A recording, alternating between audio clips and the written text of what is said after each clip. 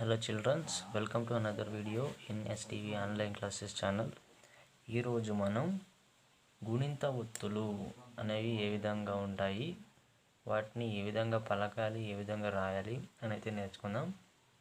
So వీటిని గుణింత ఒత్తులు అని అంటారు. సో వీటిని ఉపయోగించి ఏం చేస్తామంటే వీటి ద్వారా గుణింతాలు అనేవి ఏర్పడతాయి, అంటే కాకుదీర్ఘాలు.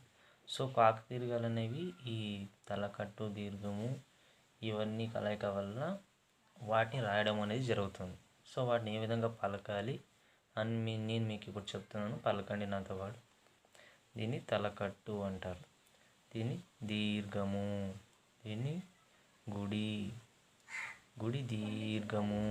ఇది చూడండి, గుడి ఈ విధంగా ఉంది, ఇది కూడా అలాగే ఉంది. ఇక్కడ తేడా ఏముందంటే ఇక్కడ ఒక కొమ్ము ఈ విధంగా ఇచ్చినారు, సో అందుకే దీన్ని దీర్ఘము అంటారు. సో దీన్ని గుడి అని పలికితే దీన్ని గుడి దీర్ఘము అని పలుకుతాం. ఇది కొమ్ము, కొమ్ము దీర్ఘము. వట్రసులి, వట్రసులి దీర్ఘము. దీన్ని ఏత్వము అని అంటారు, ఏత్వం దీర్ఘము. ఐత్వము, ఓత్వము, ఓత్వం దీర్ఘం ఇస్తే ఓత్వము. ఔత్వము, సున్నా అరసున్నా విసర్గ. సో ఈ విధంగా వీటిని పలకడం జరుగుతుంది. ఇంకోసారి పలికిస్తాను, పలకండి. తలకట్టు దీర్ఘము, గుడి, గుడి దీర్ఘము. కొమ్ము, కొమ్ము దీర్ఘము. వట్రసులి, వట్రసులి దీర్ఘము. ఏత్వము, ఏత్వం దీర్ఘము. ఐత్వము, ఓత్వము, ఓత్వం దీర్ఘము. ఔత్వము, సున్నా అరసున్నా విసర్గ. సో తర్వాత మనం వీటిని ఏ విధంగా రాయాలి అనేది నేర్చుకుందాం. సో మీరు కూడా ఈ విధంగా పలక బల్పం తీసుకొని ఈ విధంగా బాక్సుల మాదిరి వేసుకొని ప్రాక్టీస్ చేయడానికి ఈ విధంగా చేసుకోండి. ఇప్పుడు చూడండి, ఇక్కడ తలకట్టు ఉంది కదా, తలకట్టు అనేది ఏ విధంగా ఉంది, ఈ విధంగా ఉంది. సో దీన్ని అదే విధంగా ఈ పక్కనున్న బాక్సుల్లో ప్రాక్టీస్ చేయాలి. ఎక్కువసార్లు ప్రాక్టీస్ చేస్తే మీకు వస్తుంది అనమాట పలకండి. ఇప్పుడు చూడదండి, తలకట్టు, తలకట్టు, తలకట్టు. ఇదే విధంగా ఉందో ఆ పక్కన బాక్స్లో కూడా అదే విధంగా రాయడం.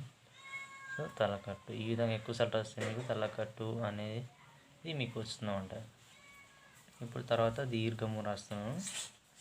దీర్ఘం ఈ విధంగా ఒక లైన్ పెట్టేసి కింద ఈ విధంగా సున్నా చుట్టూ దాన్ని దీర్ఘం అవుతుంది.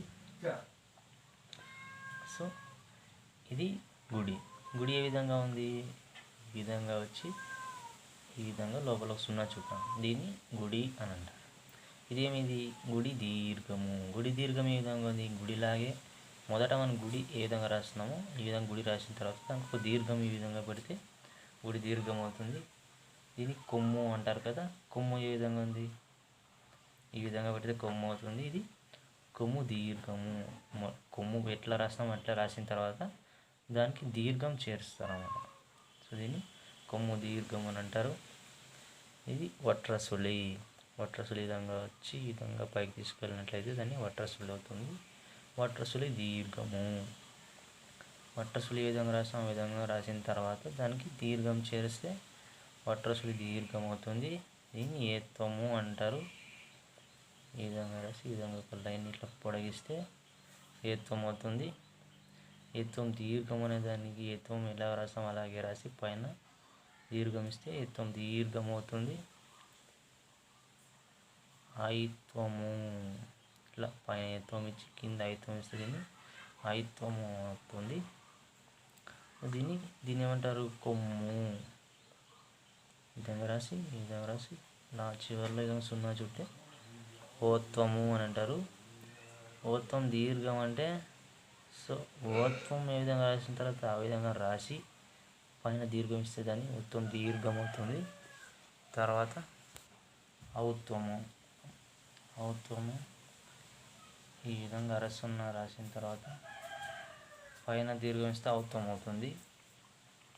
ఇది మీ సున్నా, సున్నా ఈ విధంగా సున్నా చూడండి.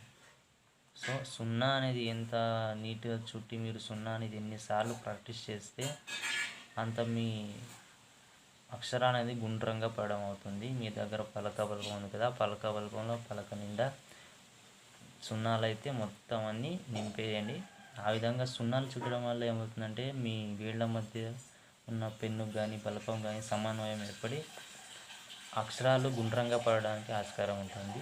సో మీరు సున్నాలను ఎక్కువగా చుట్టి ఫస్ట్లో సున్నాలను ఎక్కువగా చుట్టడానికి ప్రాక్టీస్ చేయండి. సో దీన్ని అరసున్నా అని అంటారు. అరసున్నా ఎట్లా రాయాలి చూపిస్తాను చూడండి. ఇట్లా పక్కన బాక్స్లో ఉంటుంది కదా, దాని ఎట్లా అట్లా చూసి రాసాలి. సో ఈ విధంగా రాసిన దీన్ని అరసున్నా అంటారు. దీన్ని విసర్గ, 2 చిన్న సున్నాలు ఒకదాని కింద ఇంకోటి పెడితే దాన్ని విసర్గ అని అంటారు. చెప్పుకుంటూ ప్రాక్టీస్ చేసే విధంగా. సో అన్నీ కంప్లీట్ చేస్తే అన్ని బాక్స్లో కంప్లీట్ చేస్తే ఈ విధంగా ఉంటూ చూపిస్తాను. సో బాక్స్లన్నీ ఫిల్ చేసినట్లయితే సో ఈ విధంగా ప్రాక్టీస్ చేయాలి మీరు ఎక్కువసార్లు. నేను 6 సార్లు రాసినాను కదా, మీరు ఇంకా కొన్ని ఎక్కువసార్లు ప్రాక్టీస్ చేస్తే మీకు ఇవి నోటికి చెప్పడానికి కానీ లేదా వాటిని చూసినప్పుడు గుర్తుపట్టి చెప్పడానికి కానీ బాగుంటుంది. సో ఇంతటితో మీరు గుణింతపు ఒత్తులను నేర్చుకోగలుగుతారు. సో మీకు ఈ వీడియో నచ్చితే లైక్ చేయండి, షేర్ చేయండి, సబ్స్క్రైబ్ చేసుకోండి. So thank you for watching. Have a nice day.